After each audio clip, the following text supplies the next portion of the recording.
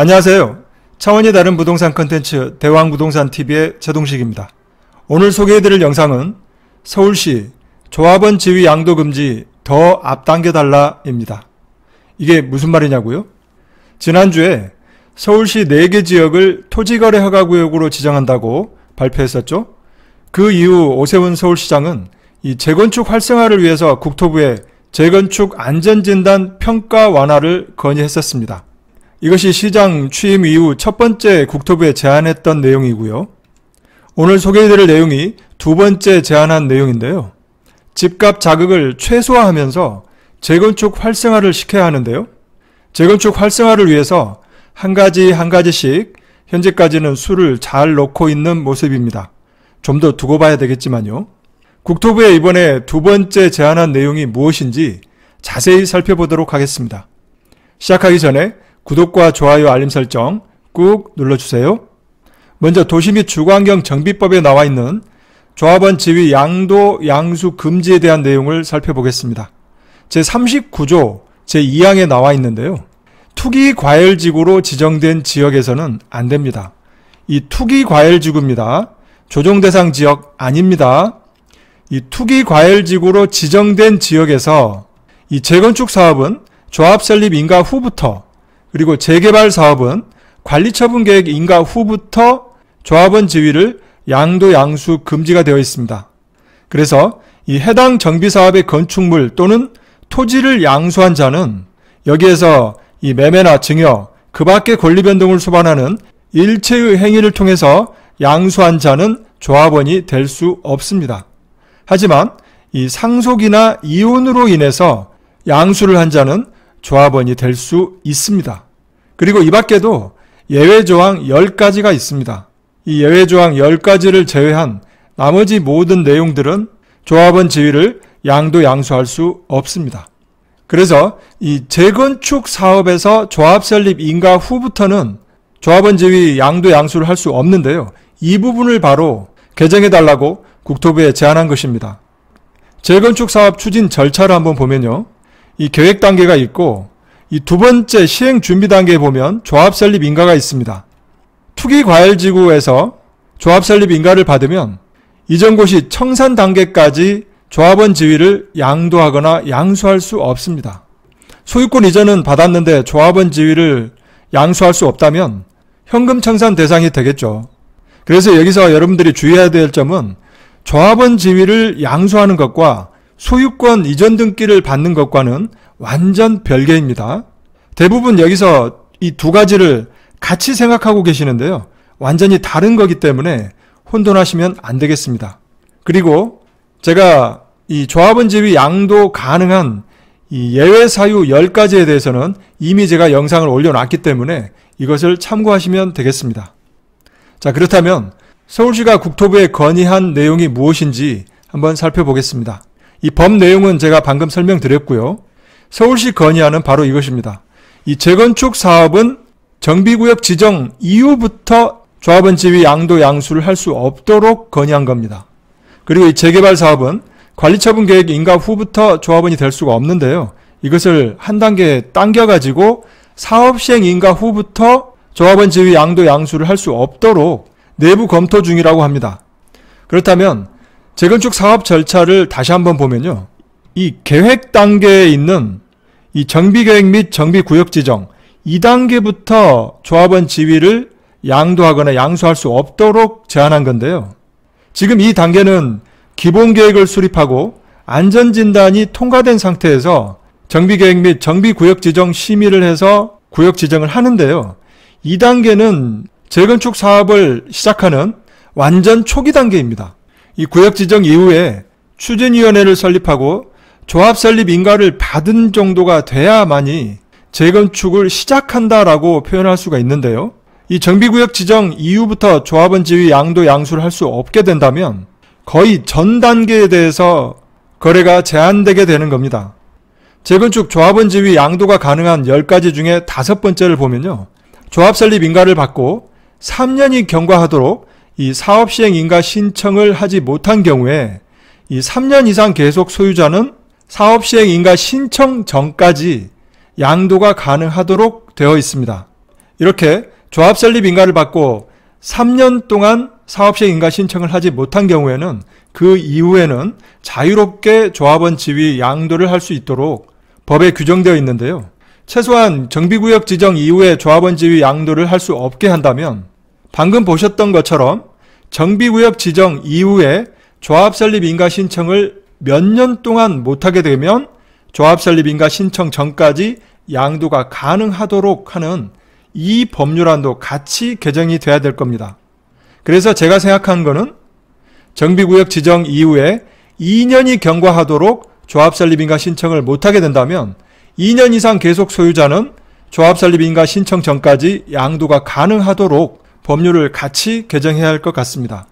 지금 보고 계시는 이 화면은 순수하게 제 개인적인 생각입니다. 4월 27일자 머니투데이에 나와 있던 뉴스 기사입니다. 서울시 재건축 조합원 자격 제한 더 빨리 하자. 국토부는 글쎄. 이 서울시 건의사항은 조금 전에 제가 다 말씀드렸던 내용이고요. 이 기사 내용을 한번 살펴보면 서울시가 이번 개정안을 추진하는 것은 재건축 규제를 풀기 위한 포석으로 분석된다. 서울시는 앞서 재건축 이슈가 있는 압구정, 여의도, 목동, 성수 등을 토지거래 허가구역으로 지정하면서 동시에 안전진단 기준 완화를 국토부에 건의했다. 이 토지거래 허가구역 지정은 4월 27일 어제부터였죠. 투기가 몰리는 것을 막을 테니 재건축 활성화를 위해 규제를 풀어달라는 것이다. 국토부도 이렇게 서울시가 하고 있는 것에 대해서 모른 척 할 수는 없겠죠. 서울시 건의대로 안전진단 기준이 완화된다면 재건축 초기 단계에 있는 단지들의 투기 세력이 몰릴 가능성이 높다. 재건축 초기 단계인 안전진단을 통과한 여기서부터 준공 때까지라면 최소 10년에서 15년 정도 걸리는데요. 이렇게 오랜 기간 전에 매수를 한 거에 대해서 투기라는 표현이 맞을까요? 10년에서 15년 동안 투기하는 사람 보셨습니까? 이 안전진단은 재건축 사업을 위한 첫 관문이어서다. 이 같은 경우를 대비해 서울시가 사전에 투기 세력 유입을 막을 장치를 마련하려는 것으로 보인다. 안전진단 기준 완화 건의를 받은 국토부가 시장 영향을 최소화할 서울시의 보관을 살펴보겠다고 한 것에 대한 응답으로도 해석된다. 이 사전 투기 세력 유입보다는 단기 가격 급등에 대한 시장 불안에 대한 안전장치를 마련하는 것이라고 표현하는 것이 더 맞을 것 같네요. 자, 그러나 국토부는 시장을 안정시키기 위한 서울시의 노력에 대해서는 긍정적으로 평가한다면서도 방법에 있어서는 많은 고민이 필요하다는 입장이다. 이 안전진단 기준 완화, 토지거래 허가구역 지정과 달리 조합원 분양 자격을 제한하는 이번 조치는 법 개정에 오랜 시간이 걸리기 때문이다. 국회에서 법 개정을 해야 되는 내용이죠. 이 국토부 고위 관계자는 이 대출규제 시행 전에 거래가 몰리는 것처럼 법 개정 전까지 재건축 초기 단지에 매수세가 상당히 붙을 수 있다면서 재건축 시장의 불안한 상황에서 영향이 없을지 걱정이라고 했다. 이 부분에 대해서는 저도 동감합니다. 법 개정이 구체화되고 실제로 법 개정될 확률이 높아진다면 재건축 초기 단지, 정비구역 지정도 되어 있지 않은 그 초기 단지의 매수세가 상당히 몰릴 것은 당연한 겁니다. 다음 내용을 보면요. 이 재건축 진행 과정 중에 너무 앞 단계에서부터 조합원 지위 양도를 금지해버리면 매물 실종, 거래 절벽이 발생해 시장이 왜곡될 가능성도 있다. 거래 가능한 특수 매물의 호가는 천정부지로 뛸 공산이 크다. 맞습니다. 이미 지금도 조합 설립 인가 이후의 단지들의 매도 가능한 물건은 손에 꼽을 정도로 없습니다. 거래 가능한 물건이 있다 해도 이 매도 호가가 높기 때문에 거래는 실제로 거의 이루어지지를 않습니다. 어쩌다 한 건 이루어지게 되면 그게 바로 신고가입니다. 늘 신고가를 갱신하게 되어 있는데요. 지금도 시장이 왜곡되고 있습니다. 하지만 재건축 사업에서 조합 설립 인가 이후 단계부터 조합원 지위 양도 양수 금지를 정비구역 지정 이후부터 조합원 지위 양도 양수 금지를 하게 된다면 이 시장 왜곡은 더 심각해질 수밖에 없습니다.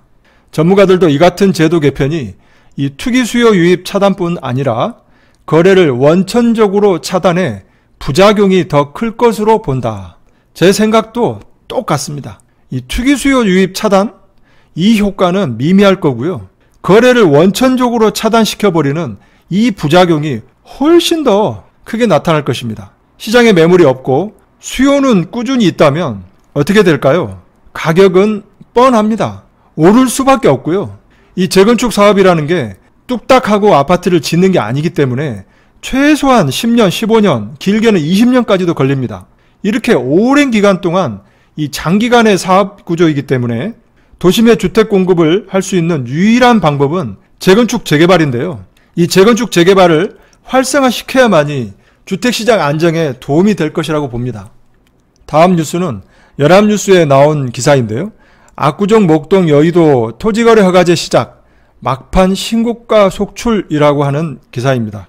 이 새끼 매물 거래 활발, 근저당권 설정, 사금융 대출도 횡행, 토지거래 허가구역 바로 첫날 매수문이 뜸해 당분간 공백기라고 하는 내용입니다. 이 재건축 활성화를 위해서 서울시가 선제적으로 4개 지역에 대해서 토지거래 허가구역을 지정했었는데요. 매수하고 2년 동안 실거주를 할 수 있는 사람만이 토지거래 허가를 받을 수 있는 건데요. 이 갭투자는 원천적으로 끝난 겁니다. 이 상태에서 토지거래 허가구역으로 지정한 이 4개 지역에 지구단위 계획을 확정해서 결정고시를 하게 된다면 그동안 한 발자국도 못 나갔던 이 재건축 사업에 물꼬가 트일 것으로 보입니다. 이 재건축 사업 활성화를 위한 오세훈 서울시장의 이 첫 번째 포석인 토지거래 허가구역을 지정하였고요. 두 번째 포석인 재건축 조합원 지위 양도 양수 제한, 이 내용은 이 재건축 초기 단계부터 거래 제한은 이 투기 방지 차원보다 이 투기 방지를 하겠다고 하는 의지의 표명이라고 봅니다.